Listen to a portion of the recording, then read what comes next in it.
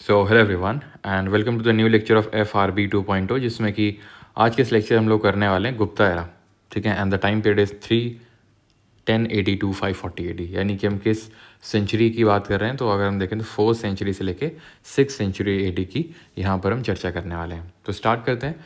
Gupta empire के जो founder थे वो श्रीगुप्त थे, और घटोत्कच इनके बेटे नहीं थे, ये घटोत्कच के बेटे थे। ठीक है, इनके बेटे का नाम था चंद्रगुप्त दी फर्स्ट, जिन्होंने 319 AD से लेकर 334 AD तक रूल किया। अब इनका रूल था कहाँ पे? तो इनका रूल ये जो इसको मध्य देश बोलते हैं। ठीक है, तो ये वाला जो पार्ट है मेनली जो उत्तर प्रदेश और उसके सराउंडिंग रीजन वाला जो पार्ट है, यहाँ पर गुप्ता डायनेस्टी का रूल था।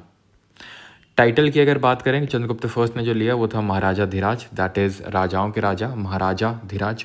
वाइफ का नाम इनकी था कुमारी देवी, जो कि लिच्छवी प्रिंसेस थी, लिच्छवी किंगडम से बिलोंग करती थी। He started the Gupta era 320 AD में। गुप्ता एरा का स्टार्ट हुआ। गुप्ता एरा का मतलब ये है कि इन्होंने खुद को एक तरह से जब क्राउन किया है ना, जब ताजपोशी इन्होंने ऑफिशियली खुद की करवाई, तो ये माना कि भाई यहीं से ही जो है जग शुरू हुआ। जैसे ही मानते हैं ना कि भाई जीसस क्राइस्ट के जन्म से ही चीज़ें स्टार्ट हुई हैं, तो वहीं से हम AD है ना, एनो डोमिनियन पढ़ते हैं, और उसके पहले बिफोर क्राइस्ट होता है। उसी तरह से जैसे कि हमने पहले अभी पढ़ा था विक्रम संवत, जब विक्रमादित्य परमार ने सा का रूलर को हराया था, तो 57 BC में उन्होंने बोला था कि भाई विक्रम संवत, विक्रम मेरा, यानी कि यहाँ से ही दुनिया शुरू हुई है। इसी तरह से जब जो कनिष्क है, दैट इज़ कुषाण डायनेस्टी के जो थर्ड रूलर हैं, उन्होंने जब थ्रोन पे बैठे और जब अपना रूल स्टार्ट किया 78 AD में, तो वो बोला गया कि वो सा कह रहा है, यानी कि वहाँ से जो है एक तरह से चीज़ें स्टार्ट हुई। तो वैसे ही ये है। ठीक है, Gupta era 320 AD।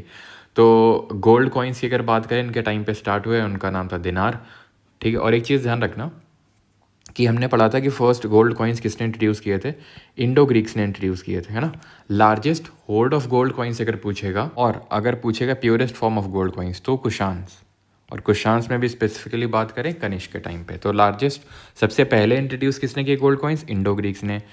Coins attributed to Kings किसने इंट्रोड्यूस किए? इंडो ग्रीक्स ने। लेकिन अगर पूछेगा purest form of gold coins and largest horde, अगर ये टर्म यूज़ करेगा होर्ड ऑफ गोल्ड कॉइन्स, तो वहाँ पर आपका आंसर हो जाएगा कुशान।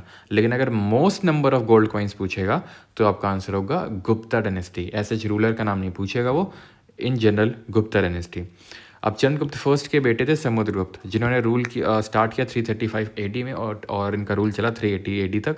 इन्होंने ऐसा किसी एरा की स्टार्टिंग नहीं करी, but he is considered as the greatest ruler of the Gupta dynasty. Okay, he was never defeated, जो कि हमें इंस्क्रिप्शन से पता चलता है। इनके जो इंस्क्रिप्शंस हैं वो हमें देखने को मिलते हैं इलाहाबाद में, प्रयाग प्रशस्ति के नाम से जाने जाते हैं। इसको कंपोज करने का काम किया था हरिसेन ने, जहाँ से हमें पता चलता है कि इन्होंने 24 बैटल्स लड़े और एक भी नहीं आ रहे, जिनको पढ़ने के बाद विंस्टन आर्थर स्मिथ ने इनको नेपोलियन ऑफ इंडिया की उपाधि दी। टाइटल की बात करेंगे तो इन्होंने जो कॉवेटेड टाइटल लिए, कविराज, परम भागवत, लिच्छवी दुहितर। लिच्छवी दुहितर क्यों? क्योंकि आप देखो कुमार, इनकी जो मदर थी वो कुमार देवी लिच्छवी प्रिंसेस थी, इसलिए इन्होंने लिच्छवी दुहितर का टाइटल लिया। सर्वराज उच्छेत्ता, that is uprooter of all kings, यानी सारे राजाओं को हराने वाला।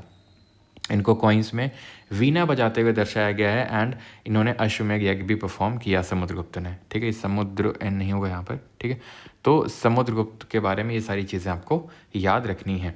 देन इसके बाद इनके बेटे आते हैं, जिनका नाम है चंद्रगुप्त दी सेकेंड। 380 AD से लेकर 414 AD तक इनका रूल रहता है।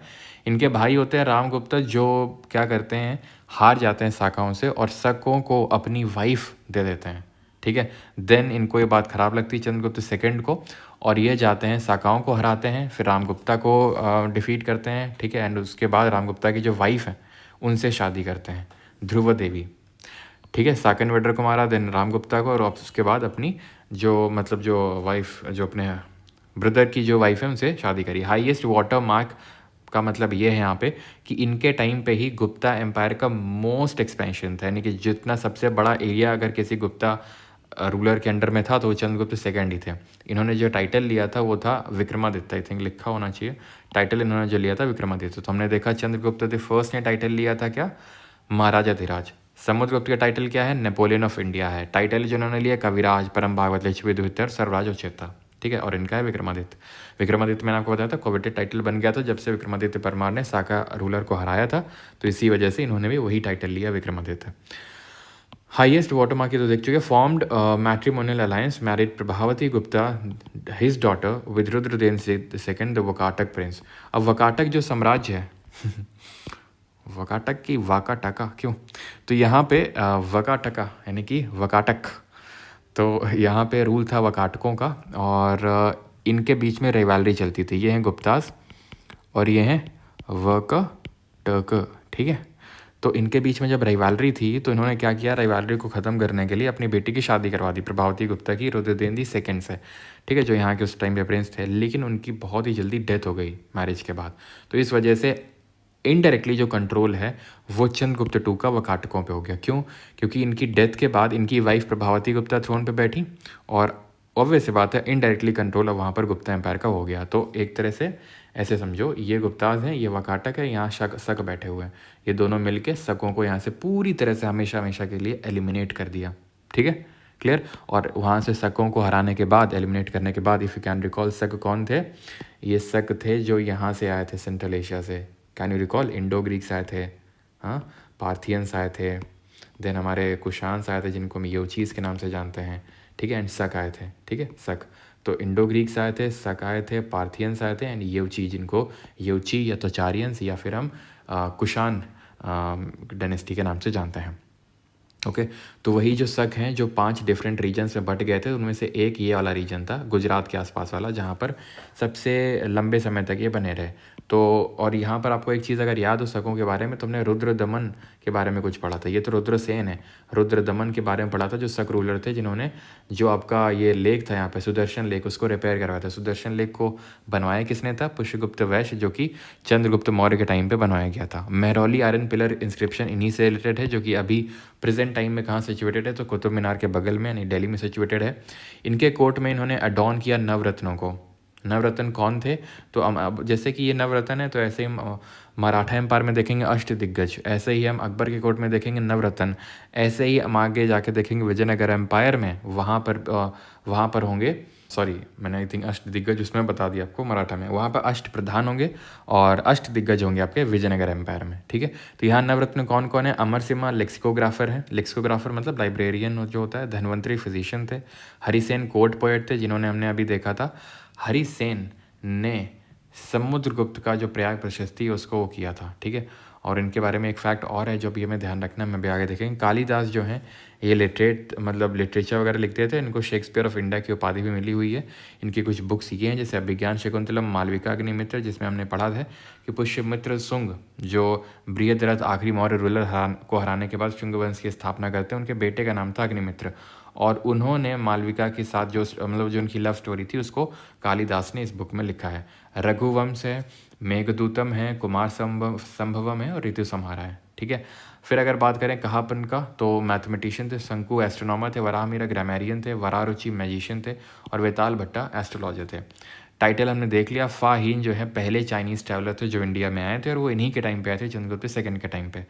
मृच्छकटिका जो है शूद्रक ने किताब लिखी है, जो गुप्ता एरा के टाइम पे, या फिर मोर स्पेसिफिकली चंद्रगुप्त सेकंड के टाइम पे लिखी गई थी। It is a love ballad between the Charudatta, not Chardatta, Charudatta and Vasant Sen के बीच में लव स्टोरी है। मृच्छकटिका का मतलब होता है द लिटिल क्ले आर्ट, जहाँ पर मतलब वसंत सेन चारुदत्ता को गिफ्ट करते हैं इस तरह के जो टॉयज़ होते हैं, मतलब लिटिल क्ले के बने हुए, ठीक है। Little clay art Mricchakatika by Shudraka. Now अभी आते हैं इनके बेटे, that is Kumaragupta the first. 415 से 455 AD तक इनका रूल रहा। बस इनके बारे में एक ही चीज़ इंपॉर्टेंट है जो हमें याद करनी है, that is Nalanda university build करी थी इन्होंने बिहार में, एंड हून्स का अटैक इनके टाइम पे स्टार्ट हुआ था कुमारगुप्त फर्स्ट पे। देन ये अटैक काफ़ी बढ़ गया था स्कंदगुप्त के टाइम पे, जिन्होंने हून्स के अटैक को सक्सेसफुली रेजिस्ट किया था और यहाँ से उनको खदेड़ा था। एंड इन्होंने साकेत से अयोध्या जो है कैपिटल को शिफ्ट किया। एंड जैसे कि हमने अभी थोड़ी देर पहले अभी मैंने आपको बताया कि जो रुद्र दमन वन है, जो शक रूलर थे, उन्होंने उसको रिपेयर करवाया। किसको?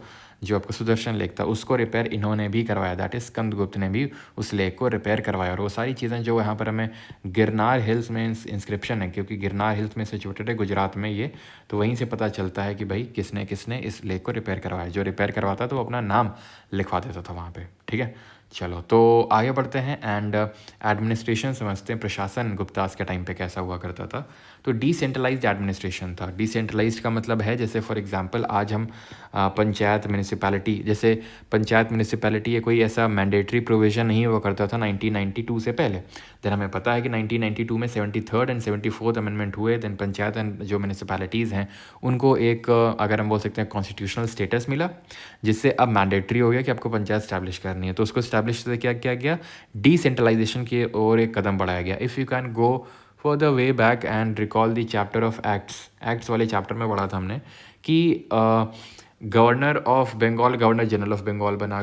किससे बना, 1773 के रेगुलेटिंग एक्ट से। देन 1833 के चार्टर एक्ट से governor general of Bengal governor general of India बना। सो हमने ये देख रहे हैं कि किस तरह से ये जो बंगाल का गवर्नर है इसको कितनी ज़्यादा पावर मिलती जा रही है, दैट मीन्स सेंट्रलाइजेशन होता जा रहा है। लेकिन 1861 का जो एक्ट आया था उसने क्या किया, उसने इनकी जो ये आपका बॉम्बे और मद्रास इनको उनकी पावर वापस दे दी। That is it was a step towards a decentralisation. तो डिसेंट्रलाइजेशन का मतलब है जब आप लोकल लेवल पे जो है पावर ट्रांसफर करते हो, तभी मैंने आपको पंचायत और नगर पालिका का एग्जाम्पल दिया, क्योंकि वो एक डिसेंट्रलाइजेशन की ओर ही कदम था। ठीक है, तो आप समझ सकते हैं कि गांव लेवल पे भी यहाँ पर सरकारें हुआ करती होंगी, तभी डिसेंट्रलाइज एडमिनिस्ट्रेशन बोला जा रहा है। तो भुक्ति अंडर द चार्ज ऑफ उपारिका के अंडर में होती थी। ये डिस्ट्रिक्ट में मतलब सबसे बड़ा यूनिट होता था भुक्ति।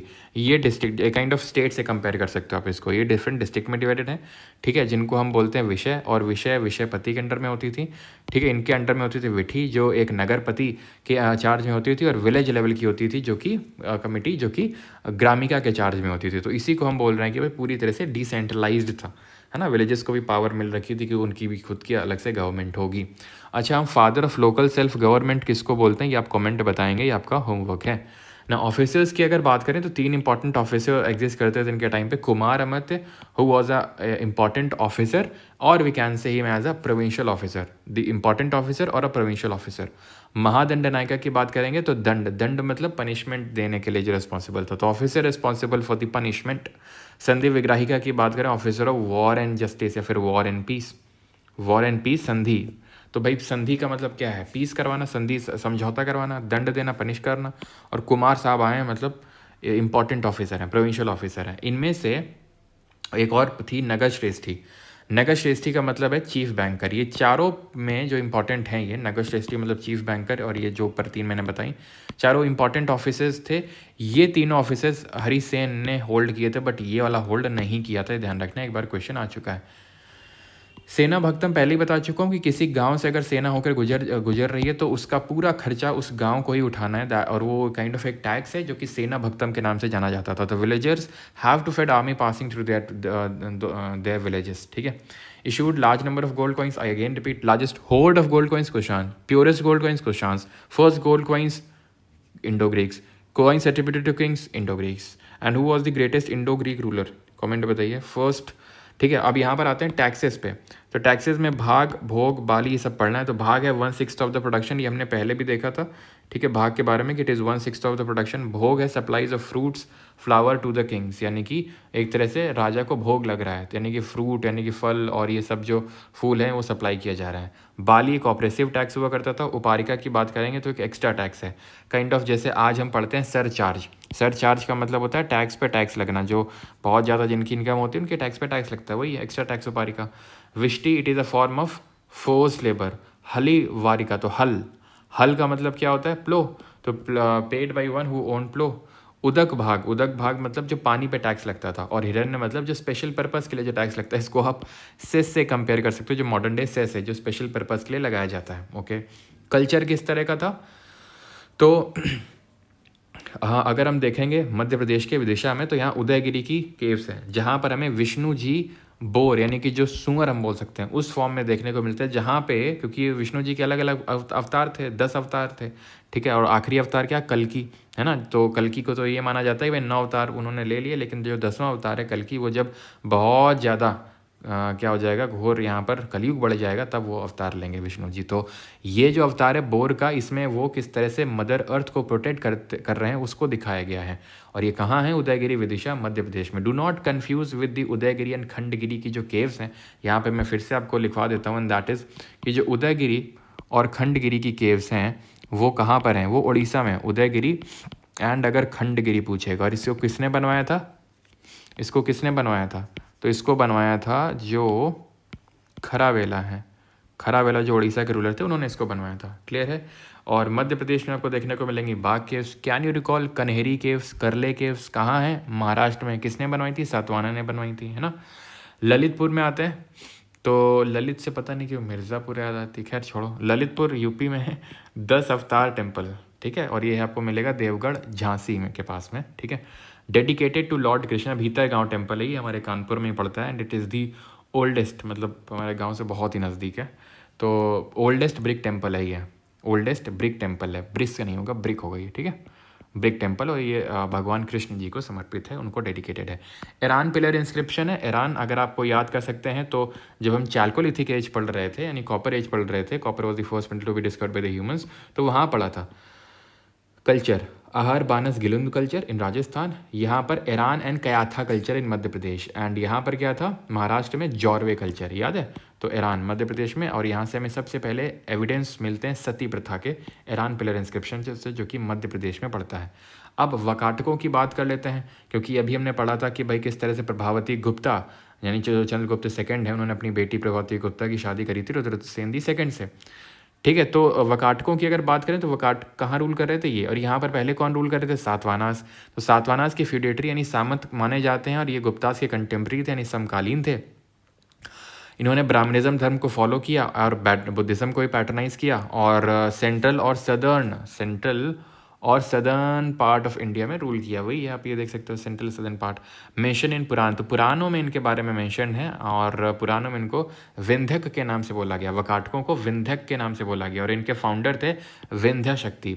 क्योंकि अगर आप थोड़ा सा ज्योग्राफी को यहाँ पर लेके आए पिक्चर में, तो यहाँ पर है विंध्य और यहाँ है सतपुरा, है ना।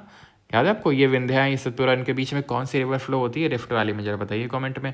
3 रिवर हम लोग पढ़ते हैं जो रिफ्ट वैली में फ्लो होती है, ये आपको बताना है। और बाकी 2 कौन सी हैं? तापी या ताप्ती और दामोदर। दामोदर को किस नाम से जानते हैं? दामोदर को सौर ऑफ बंगाल के नाम से जानते हैं। सौर ऑफ बिहार किसको बोलते हैं? कोसी को बोलते हैं, है ना। तो चलिए आगे बढ़ते हैं। लास्ट प्रोमिनेंट जो रूलर थे वो प्रभावती गुप्ता थी, जो जिनके हस्बैंड रुद्रसेन दी सेकंड की डेथ हो गई थी, तो उसके बाद ये आई थी Prabhavati ji. Rock cut Buddhist vihar and chaitya of Ajanta caves were built under Harisen. अब जो विहार हैं वो क्या हैं? हम पढ़ चुके हैं, प्लेस ऑफ रेजिडेंस। चैत्य क्या है? Place of worship. अजंता और एलोरा की caves, if you can recall, Ajanta की केव्स पे कंस्ट्रक्शन स्टार्ट करवाया था सातवाहनास ने। ये मत कंफ्यूज करना कि हरिसेन ये वो वाले हरिसेन है, समुद्रगुप्त के जो कोर्ट पोएट थे, जिन्होंने प्रयाग प्रशस्ति कंपोज किया था, नहीं, ये वकाटक प्रिंस थे, जिन्होंने एक तरह से क्या किया था, इनमें काफ़ी काम करवाया था। सातवाहनास ने स्टार्ट करवाया था, बाकी इन्होंने काफ़ी काम करवाया था। यहाँ पर आपको अजंता में काफ़ी सारी बुद्धिस्ट केव्स देखने को मिलेंगी। ये चीज़ भी ध्यान रखिएगा, जैसे आप अजंता एलोरा हम साथ में पढ़ते हैं, ठीक है। तो जो अजंता केव्स हैं वो सिर्फ Buddhism and Mahayana form of Buddhism से संबंधित है। महायान अगर आपको याद हो, ये इमेज वर्शिप पे बिलीव नहीं करते हैं, ये बुद्ध जी को सॉरी हीनयान नहीं बिलीव करते हैं, महायान बिलीव करते हैं इमेज वर्शिप पे। ये बुद्ध को एकदम डिवाइन फॉर्म में बिलीव करते हैं। इसी में ही बोधिसत्व का कॉन्सेप्ट चलता है महायान में, जहाँ पे वो पर्सन होता है बोधिसत्व जो अपने खुद के एनलाइटनमेंट यानी निर्वाण के पाथ को गिव अप कर देता है, सो दैट वो बाकियों को जो है निर्वाण दिला सके। और जो एलोरा है वहाँ बुद्धिस्ट केव्स भी हैं, जैन भी और हिंदू भी, यानी सारे धर्मों की केव्स आपको वहाँ पर देखने को मिलेंगी एलोरा में। Alright, and this is the end of the Gupta era lecture. Comment में आपको बताना है अपना स्कोर किसका, लिटिल बॉय का लेवल 1 और लेवल 2 का। तो आई थिंक आप सभी लोग रेगुलर हो गए, बस ऐसे ही रेगुलर बने रहो। और करंट अफेयर्स को लेकर रही बात, तो करंट अफेयर्स को लेकर आई थिंक आज जो है शेड्यूल लग जाएगा आपका कि करंट अफेयर्स आपको कब मिलने वाले हैं, ठीक है। And that is going to be a one stop solution, तो उस चीज़ को लेकर आपको बिल्कुल भी चिंता नहीं करनी है। ऑलराइट, कोई डाउट है तो कमेंट सेक्शन में पूछ सकते हैं।